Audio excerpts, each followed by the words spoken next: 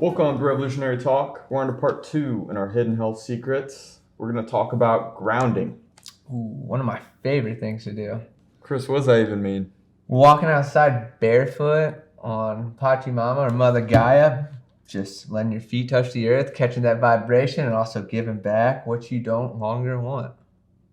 So working by a computer all day, absorb all this digital toxicity, and then I'm like, you know what? Mother Nature, she's a sweet, sweet lady. I can go take my shoes off, walk all over her, and she'll take it all back from me, and then also give me some good energy back.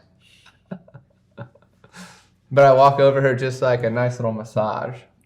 So we give and receive energy to each other. Okay. That's my grounding. Or I'll sit outside under a tree and just meditate.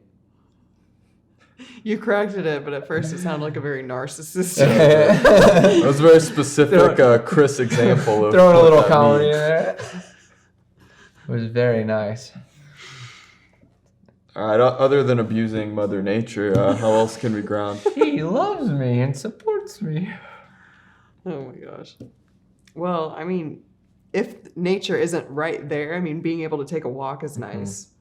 But also just taking a moment to just sit on the couch too and maybe cross your legs and just close down your eyes is a great way of grounding. And I like to grab an essential oil to help me do that too, because essential oils, because they're plants, bring in the nature into the indoors. And so being able to, like one of my favorites is, well, trees, of course, being able to breathe in the trees and helps me ground and center.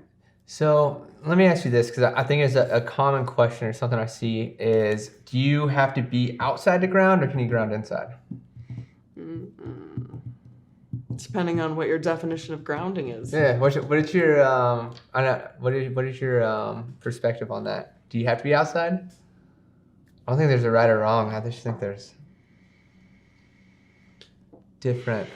Well, I would say if you're talking about emotional or mental grounding, even taking like a few seconds to pause, I would consider that grounding. Yeah. And that can be done anywhere. I'd agree. Because I think a lot of times people get the misconception that you have to go outside to ground, when grounding is simply like finding that safety and security from what's beneath you, or like connecting with that stability rather than being on that teetering, spinning surface. I feel like one perspective is a lot more literal than the other ones. Yeah. Not so much, but yeah, I mean, definitely there's benefits to going outside and being connected into nature like that for sure. But I don't think that's a make or break thing. For sure.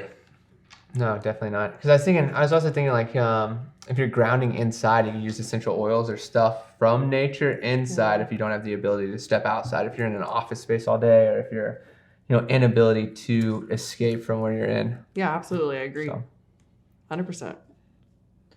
Yeah, I mean, I do feel like it is easier outside for some reason, but if you're stuck inside, I don't know. Sometimes even just stepping away and getting some of the noises and everything you got going on upstairs to calm down. Yeah. It's a good alternate option.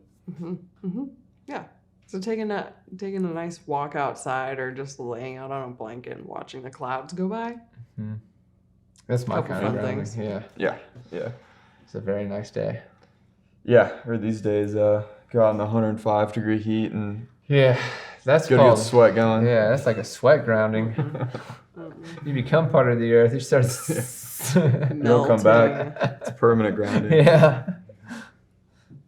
Good stuff. Yeah. For someone who hasn't ever tried to ground, or really is just trying to get a grasp on what this even means, like what kind of a approach would you give them? Say they're busy working throughout the day. What's kind of a first step? First step would be taking a step outside. Literally. Yeah, I think so. And keeping your phone like on do not disturb. Don't look at your screen. Don't look at your phone. Yes. Because I think it would be too easy to just go out for a walk and then just have your phone in front of your face while you're doing that. I know it would be for me, but if we can separate ourselves from that at the very minimum, like for 5 minutes, I think that would be a really cool thing to see how that might change. I can see that. Yeah, I mean, side note on that, kind of related, kind of not. Getting into tech a little bit, there is that nice update the iPhones have with focus mode, which Oh, I love man, it. it's awesome.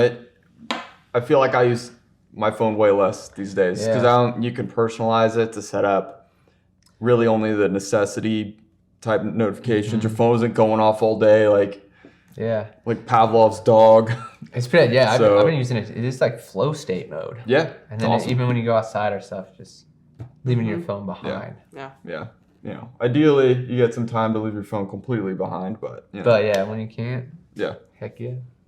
Anyway, next week we're going to get into breath and all things with that mainstream doesn't often talk about, but has many health benefits. So be sure to subscribe for that and stay tuned for next week.